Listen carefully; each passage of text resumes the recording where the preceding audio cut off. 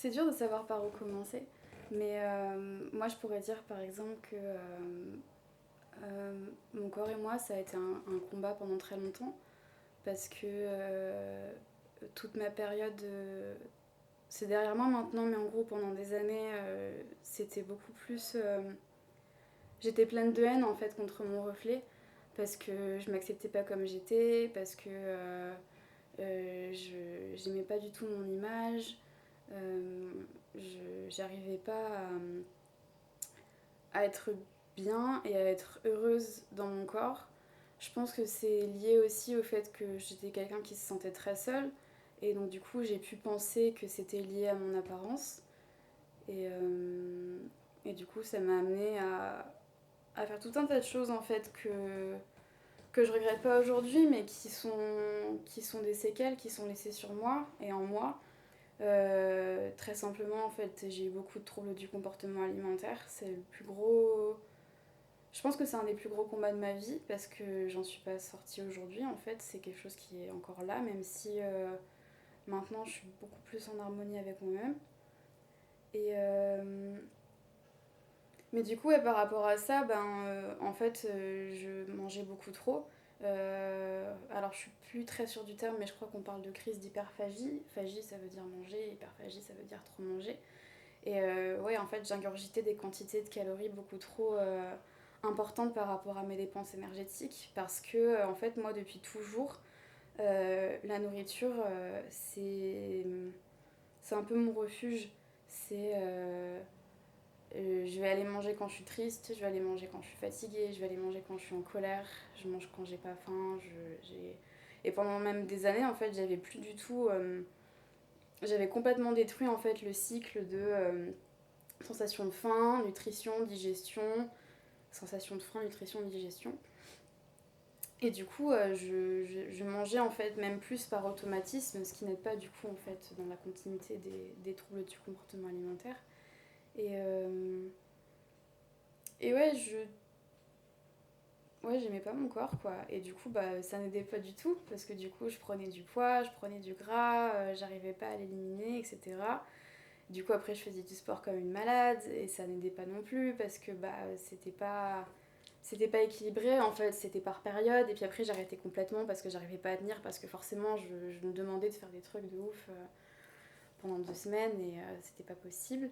Et, euh, et du coup, ouais, pendant des années, j'ai beaucoup caché mon corps. Je mettais des t-shirts très longs. Toujours beaucoup de problèmes avec mon ventre, je pense surtout. Euh, Parce que c'est littéralement le cœur du problème.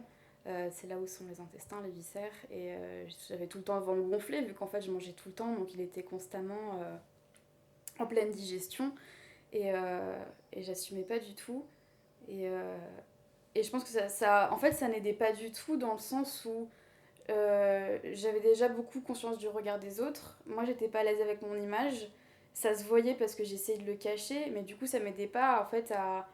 Enfin, du coup, j'avais zéro confiance en moi et du coup, le rapport aux autres était d'autant plus dur. Et en fait, ça faisait vraiment une boucle un peu infernale de. Ouais, de. Pas d'isolement, mais en tout cas, ouais, d'avoir du mal avec mon image et du coup, du mal avec les autres. Parce que, comme beaucoup, en fait, je pensais qu'on me jugeait énormément sur mon apparence. Dès que quelqu'un faisait la moindre réflexion sur mon corps, en fait, même si c'était une réflexion parfaitement innocente et pas du tout avec la moindre arrière-pensée, en fait, moi, je le prenais très personnellement. Et c'est ouf de te dire ça parce que ça m'est arrivé. On a dû me faire 3 fois une réflexion dans ma vie sur mon corps et c'est des choses dont je me souviens encore très clairement aujourd'hui. Je me souviens qui les a dites, à quel moment, parce que ça me prenait comme un coup d'épée, quoi. Et donc, ouais, ça, c'est un peu le passé que j'ai avec mon corps. Et les séquelles se voient aujourd'hui parce que, par exemple, j'ai une poitrine qui tombe alors que je suis relativement jeune et que je mange sain maintenant, etc. Mais parce qu'en fait, vu que j'ai eu beaucoup de. J'ai beaucoup fait le yo-yo en fait, des allées, enfin des montées et des descentes au niveau de ma corpulence. J'ai jamais été grosse, mais enfin après je sais pas où se situe en fait le terme grosse. Il n'y a pas un poids défini pour une taille définie. Mais en tout cas, j'ai jamais été en danger au niveau de mon indice de masse corporelle, mais j'ai été beaucoup plus épaisse que ça. Et, euh, et surtout qu'en fait, aujourd'hui, maintenant, ma corpulence, c'est beaucoup plus du muscle, alors qu'avant, vraiment, c'était beaucoup plus de masse grasse.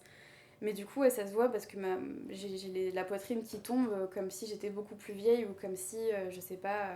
Enfin, en fait, ma peau a beaucoup perdu en élasticité parce qu'en fait, la poitrine, c'est le premier endroit où je prends en graisse. Non. Le premier endroit, pardon, où je perds et le dernier endroit où je prends. Et du coup, bah, aujourd'hui, je suis restée quand même plus fine que cette période très tumultueuse. Et du coup, bah, ça se voit parce que bah, j'ai des vergetures comme si j'avais fait une grosse perte de poids alors que c'est pas vraiment le cas. Mais c'est voilà, c'est des traces en fait de ce combat que j'ai mené contre moi-même. Et après, je pense que je peux m'estimer chanceuse parce que du coup, du reste, ça se voit pas. Et même aujourd'hui, en fait, bah, j'ai un corps qui est très normé au niveau des standards de la société, si on peut dire ça comme ça. Enfin, je suis une personne blanche.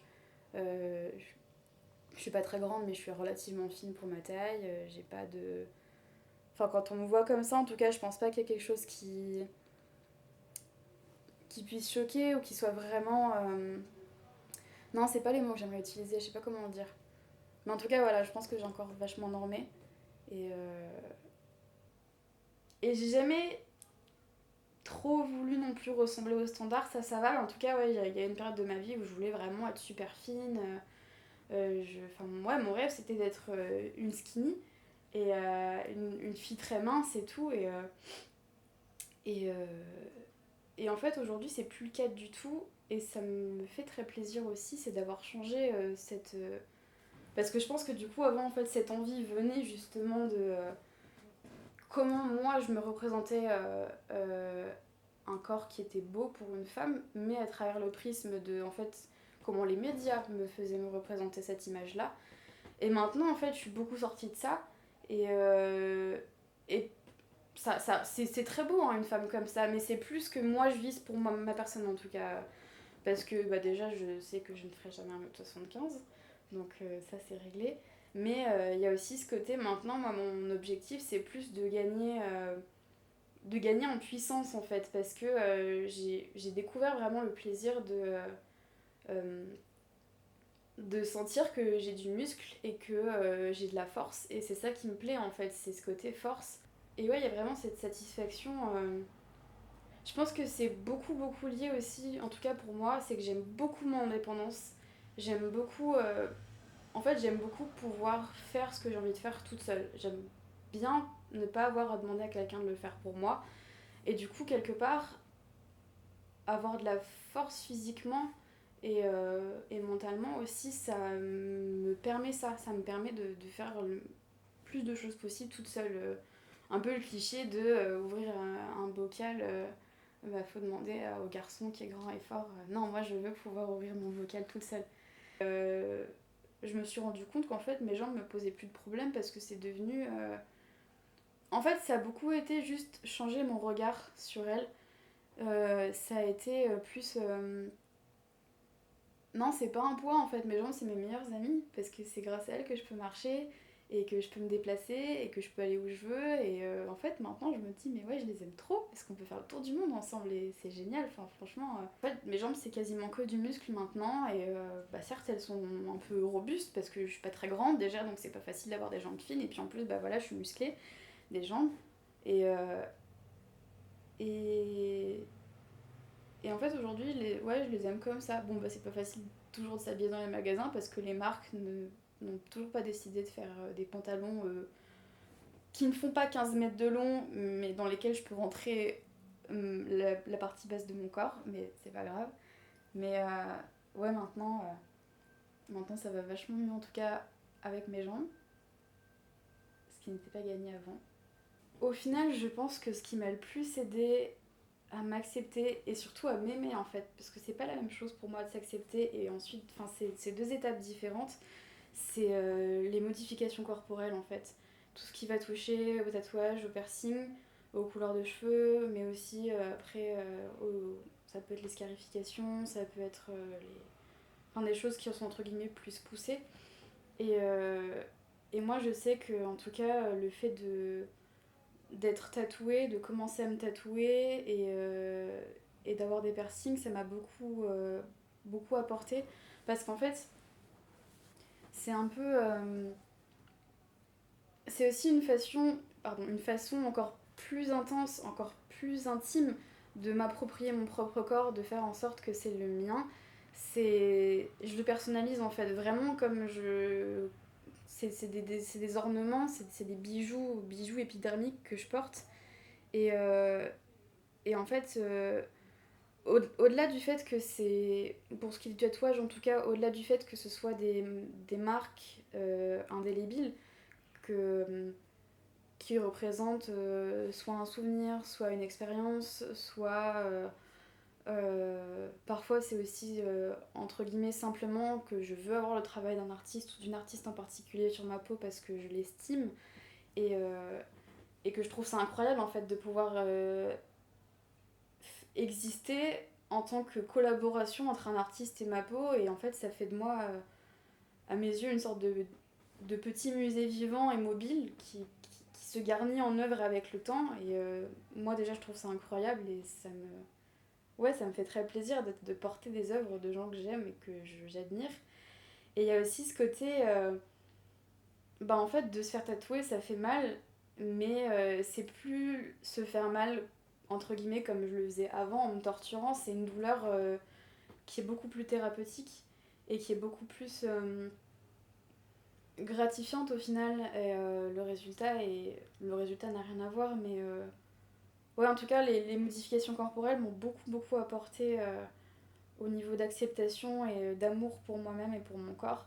Par exemple, j'ai un piercing au téton et pour moi ma poitrine parce qu'en fait au final je trouve ça assez amusant dans le sens où j'ai tendance à beaucoup la dissimuler et en fait aussi les modifications corporelles m'ont permis d'accepter une zone limite en attirant plus l'attention sur elle alors que je l'aime pas sans la changer en fait. Par exemple mon piercing, bah, j'ai pas fait refaire ma poitrine elle a la même forme qu'avant, les mêmes vergetures, voilà. Mais le fait qu'il y ait un bijou dessus fait que je l'aime mieux en fait. Et elle a cette petite touche qui est un peu à moi, et ça me permet de mieux l'aimer en fait. Pareil, pendant très longtemps j'ai détesté mon nez et je pensais jamais faire de piercing à mon nez en fait parce que justement je pensais qu'en attirant l'attention sur cette partie-là de mon visage que j'aimais pas du tout, qui est déjà assez en avant comme ça allait être encore pire quoi. Et en fait, je sais pas, un jour j'ai eu un déclic et je me suis rendu compte que bah en fait j'avais peut-être envie ici d'avoir un piercing et je me suis fait un nostril et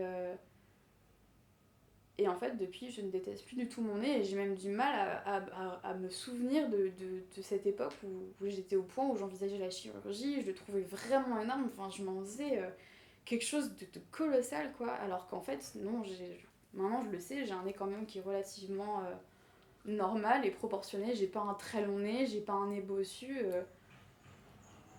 Et je trouve ça aussi incroyable en fait des fois de se rendre compte à quel point on déforme, on est dans une distorsion de l'image qu'on a de nous-mêmes qui est pas du tout.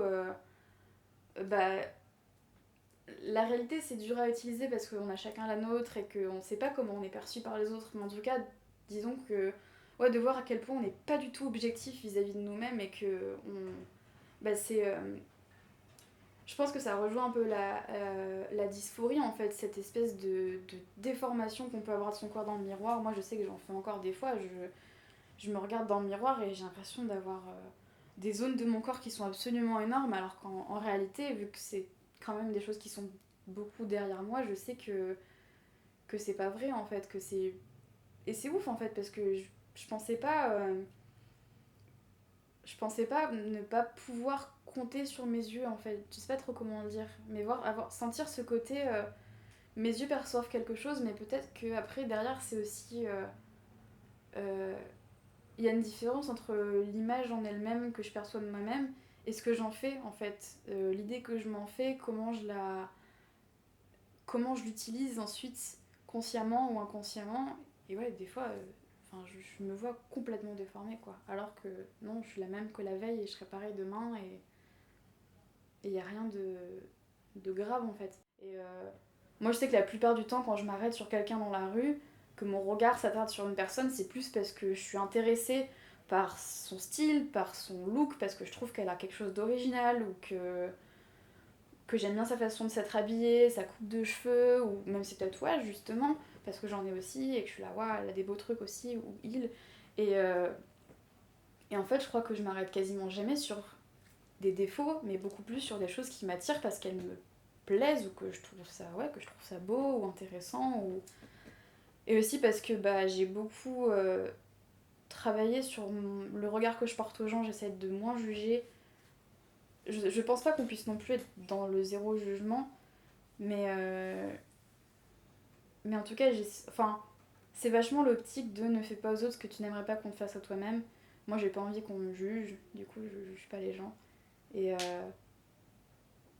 et en fait, je trouve ça très sain, du coup, parce que il y a peut-être aussi un côté, quand on juge, on va facilement tomber peut-être dans la comparaison de l'autre avec soi. Et du coup, bah, ça va souvent être pour se déprécier vis-à-vis de quelqu'un d'autre qu'on va trouver plus quelque chose que nous. Et enfin, qui va être mieux, etc. Et c'est pas. Ça aussi, c'est pas du tout sain pour soi-même en fait. On se fait que du mal en faisant ça, en se comparant aux autres, parce que bah là, on est quand même sur le thème du corps, et je pense que c'est quelque chose de très très très central dans notre société, mais c'est vachement.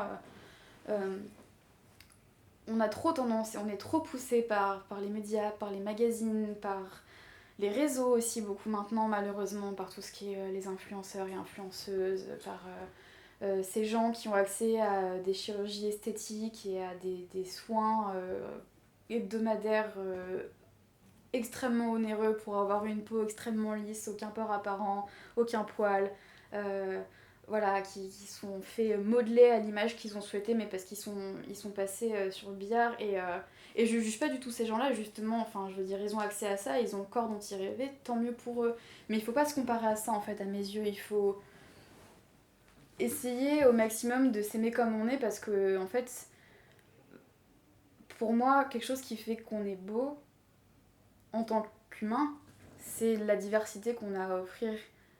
C'est le fait qu'on ait plein de couleurs de peau, que toutes les formes de corps existent, toutes les formes de poitrine, de ventre, de fesses, de jambes, toutes les tailles, toutes les largeurs, toutes les pilosités du monde existent. Enfin, et, et on a aussi du coup cet accès on peut en faire ce qu'on veut maintenant. On peut changer notre couleur de cheveux, changer de coupe, on peut la mode elle explose, on peut acheter des vêtements mais qui ont des designs absolument incroyables avec des couleurs incroyables. Au contraire, rester hyper sobre et faire aussi de ça sa marque de fabrique. Enfin, et du coup, moi je trouve que c'est ça qui est hyper puissant, c'est la diversité qu'on a à offrir et je prends un réel plaisir à ne serait-ce juste que de me promener dans une rue un peu passante et voir toute cette diversité-là et ouais, et me rendre compte que maintenant j'ai ce regard-là de, en fait, moi ce que j'embrasse et ce que j'aime c'est la diversité et c'est les gens voilà, comment dire, qui m'offrent à voir différents de moi plutôt que de chercher une uniformisation et que moi très personnellement je trouve parfois dommage. Enfin, pas dommage dans le sens. En fait, c'est pas dommage le mot exact, c'est juste que je vois des gens, en fait, bah, beaucoup des filles en plus, parce que je trouve que les femmes sont beaucoup plus bombardées et la société a des exigences beaucoup plus strictes envers les corps féminins que pour les corps masculins, de normes, de standards, etc.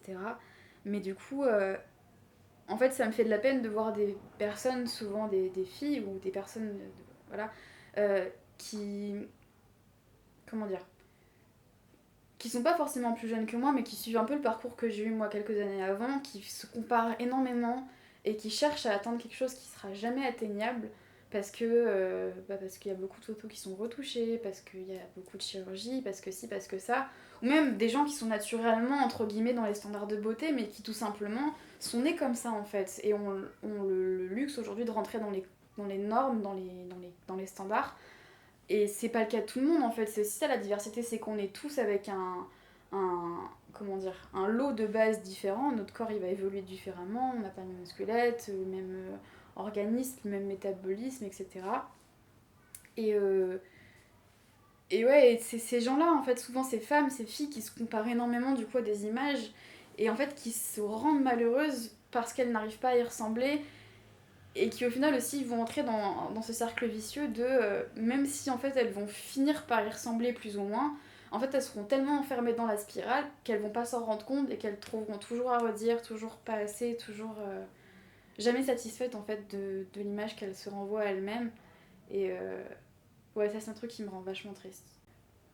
En fait, je pense qu'on manque d'amour envers nous-mêmes. On manque de se dire, au lieu de dire ça j'aime pas, se dire plutôt bon, ok, ça j'aime pas, certes, mais j'aime ça. Et de penser à cette chose positive. Et